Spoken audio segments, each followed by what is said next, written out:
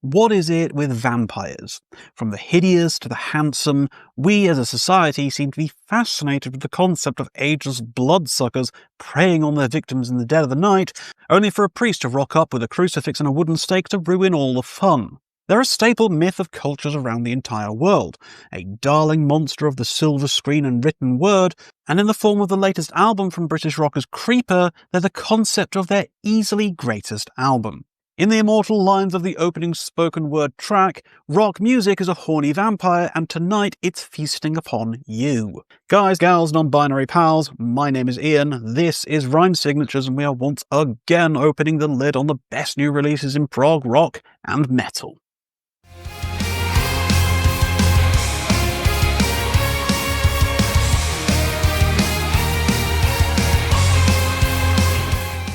I've always had a passing interest in vampires, but as a teenager I definitely went through my bloodsucker phase. I read the last vampire books by Christopher Pike, and they formed a large part of my formative literary knowledge. I adored the movie Interview with a Vampire, but let's be real, my true lasting relationship with the creatures of the night came from my obsession with Buffy the Vampire Slayer. I remember it very clearly. Every Thursday night on Sky 1 from 8 PM to 10:30 PM, you'd have this incredible 3-hit combo of Buffy, Angel, and then the palate cleanser of Scrubs to wash the taste of blood out of your mouth. And it was, quite frankly, amongst my favourite evenings of my teenage life. It was perfect. The vampires were scary and threatening, or in the case of Spike, they were a bit more daddy. And it helped me to really appreciate the blood-obsessed, pointy-toothed ghouls as a pop culture phenomenon. But then, as all good things must end, so did Buffy, and then so did Angel, and my regularly consumed vampire media dried up. And so did my interest in them as a creepy, spooky monster. Things like Twilight rose up to fill the void, and in doing so pushed me away from vampires because they became something I kind of actively didn't enjoy anymore due to the trends of the time warping and perverting what I knew them as. But luckily for me and for everyone else, Southampton-born rockers Creeper have emerged from their crypt to address the balance. Now they've been knocking around the graveyard since about 2014, and Sanguivore II, Mistress of Death is their 4th full-length studio album, and easily their most ambitious and fully fleshed out.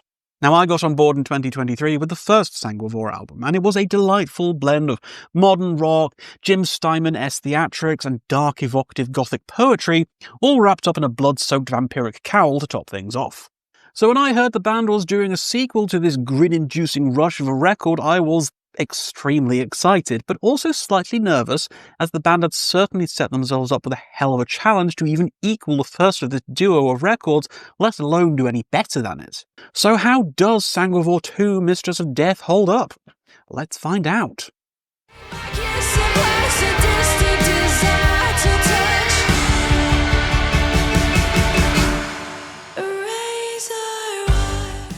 The most obvious difference I felt between Sanguivore 1 and 2 is how it jumps into the action. The first album had this absolutely delightful and rambunctious theatricality with Further Than Forever, a 9-minute-long ode to Meatloaf in tone and attitude, but it did set the bar for itself very high from this, as it was followed up by a series of fairly standard rockers in terms of its structuring and layout.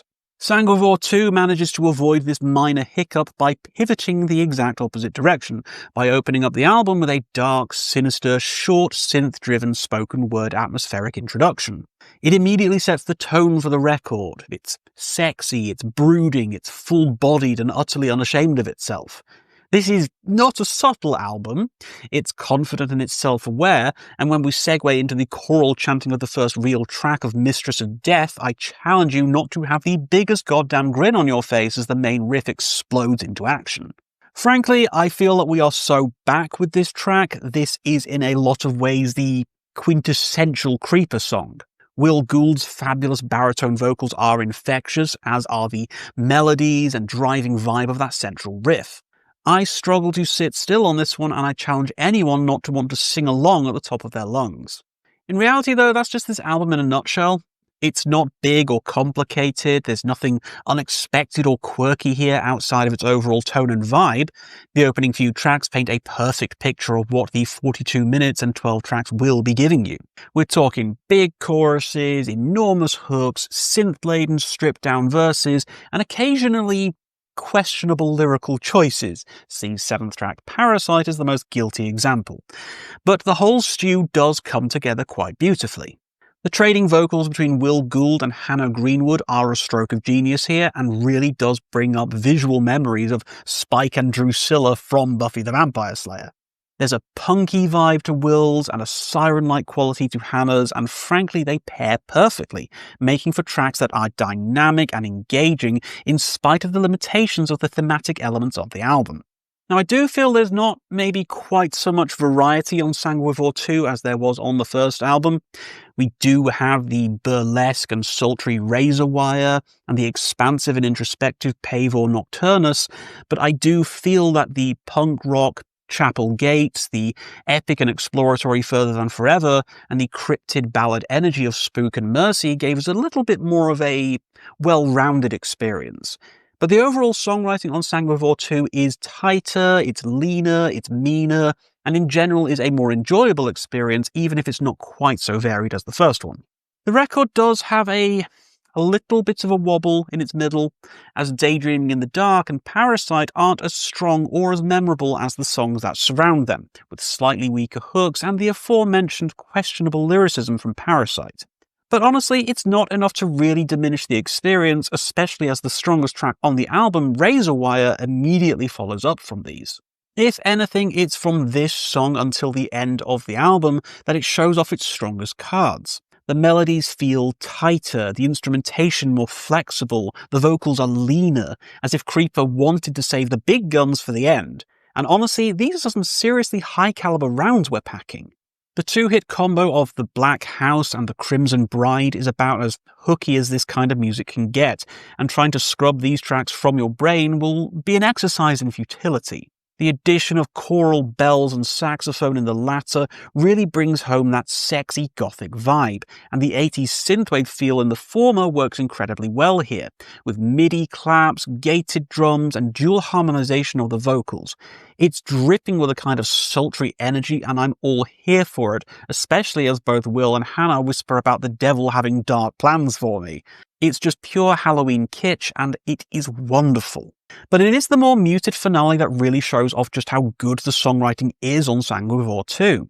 It moves aside from the verse-chorus structure of the album up until this point, giving us a more introspective and thoughtful conclusion, full of sweeping solos, menacing baritone vocals, dramatic build-ups and payoffs, and a sense of climactic finality to the experience. It is, hands down, one of my favourite closing tracks of the year, made all the better by the melodic riff fest that leads up to it. The angelic vocals pouring out "I know it's only rock and roll, but tonight it could take your life" sets my skin on fire. It is absolutely scintillating. Sanguivore II is one of my favourite sequel albums I've heard in a long time, and while you may not need the experience of the first one to get the most out of this, I'd still recommend you acquaint yourself with that one first, if only to get the whole big picture of them as a pair. With this album, every day can feel like Halloween, and what could be more engaging and fun than that?